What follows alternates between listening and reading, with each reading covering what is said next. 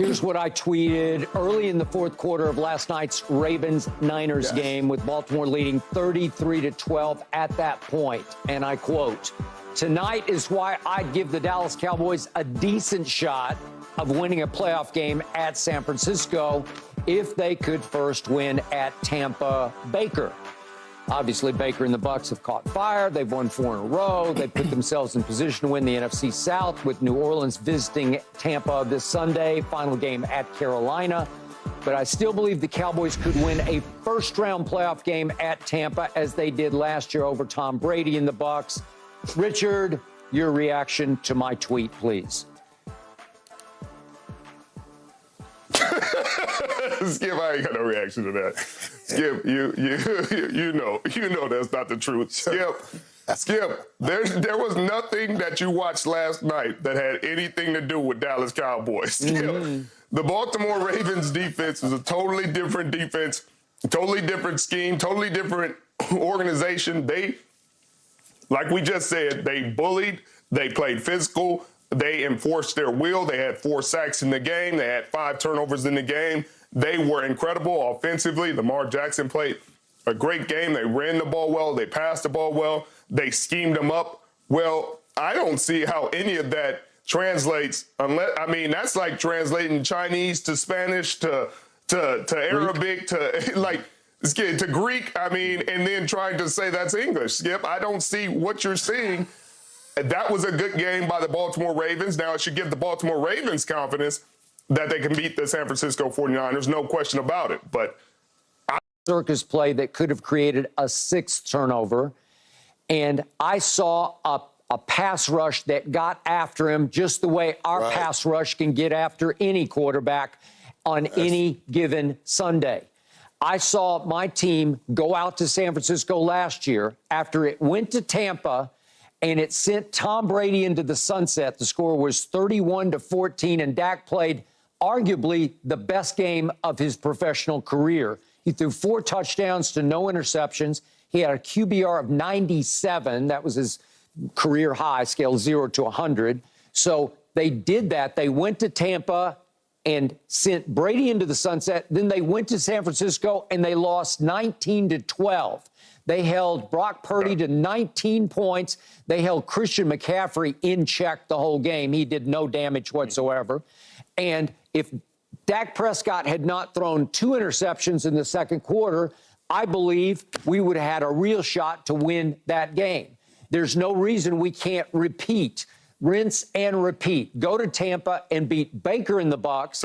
Go to San Francisco and play the hell out of them.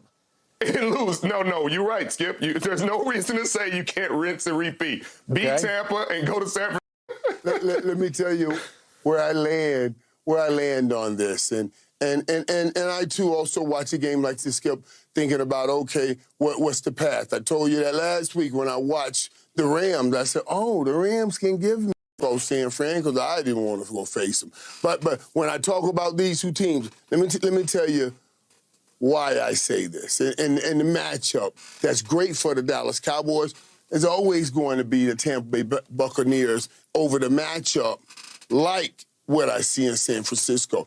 Dallas plays a defense that's stylistically great. It's great for the Tampa Bay Buccaneers. We got a fast defense. Yep. You know, Tampa's coming right at you. San Francisco, the Dolphins, the Rams, the Lions, even the Lions, but we're facing them at home, is speed to go and attack Tampa Bay, the speed they can't go and use and attack San Francisco because they're thinking too much and running the wrong area and running the wrong place. Now, Skip, what you brought up is absolutely true. If you stop, don't stop thinking and go hit people in the mouth. Just stop thinking. Don't let them put you in conflict. That front 4, you get to the quarterback, everything changes then. And that's what Baltimore did. Dallas has the talent to do it. Shoulders down. I don't know if they have the mentality or the hunger to do it. That's my concern. The mentality, shoulders up, and the hunger in their gut. Okay, so Richard, you played for these Bucs. You know a lot of the current Bucs. Do you think Dallas could go win at Tampa? Yeah, I mean, a lot of these current Bucks were there when y'all won last year. That's right.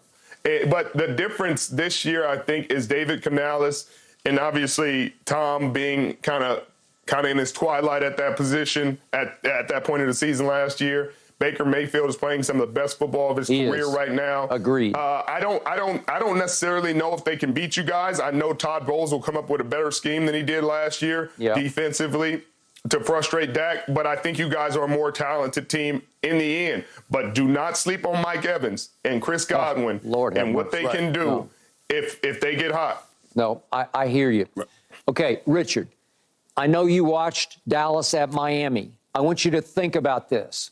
Miami scored, obviously, 70 in that same arena on the Denver Broncos. So that offense that was number one in the NFL going into that game managed to score one touchdown.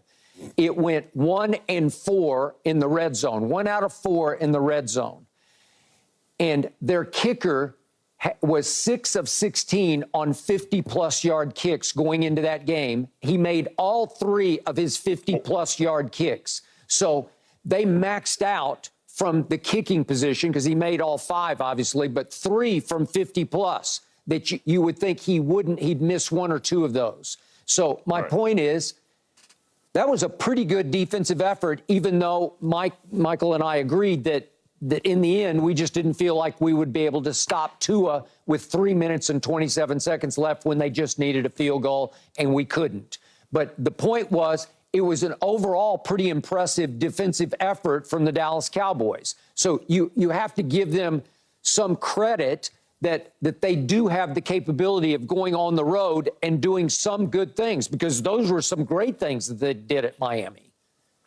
No question. They definitely have the capacity to do great things. They played well against Philadelphia. They didn't win that game, but defensively, they did do some great things. You always bring up the stat of Jalen Hurts only having 3 passing yards in the fourth quarter. Yeah. This defense can be effective on the road at times, but just like the Buffalo game, it's the sacks that you're concerned about, Skip, because you're talking about why the Baltimore Ravens game against San Francisco gave you hope, because you thought your pass rush could be similar to what they did, but your pass rush on the road has been kind of non-existent. I think they had 2 sacks in the game last week against Tua Tagovailoa and this Miami offensive line. I just think that's the Achilles heel that's missing. That's the ingredient that's missing on the road, at least from this defense, along with the turnovers. You know, the turnovers at home, they're feasting. They're feasting off these turnovers.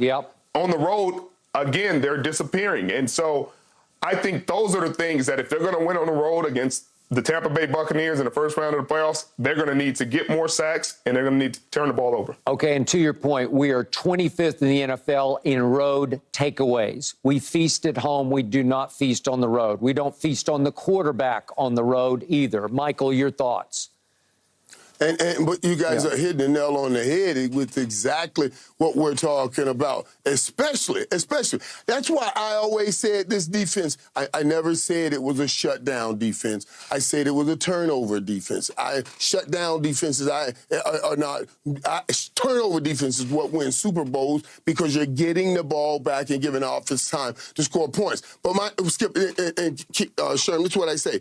If you're turning the ball over and your offense is not putting up points on the road, that still is a problem. So first we got to get that offense back to playing like it plays at home. Then the turnovers the defense get can really matter. Right now, you're not even scoring on the road, so we get the turnovers. What do they matter? Unless DeRon Bland want to give us some more pick sixes, we'll take those all day. All right, thank you. All right, we got to get back to the Kansas City Chiefs, because they're imploding on the field and even more so on the sideline. Could this be the Taylor Swift effect? We debate next. No mercy, no mercy, no mercy.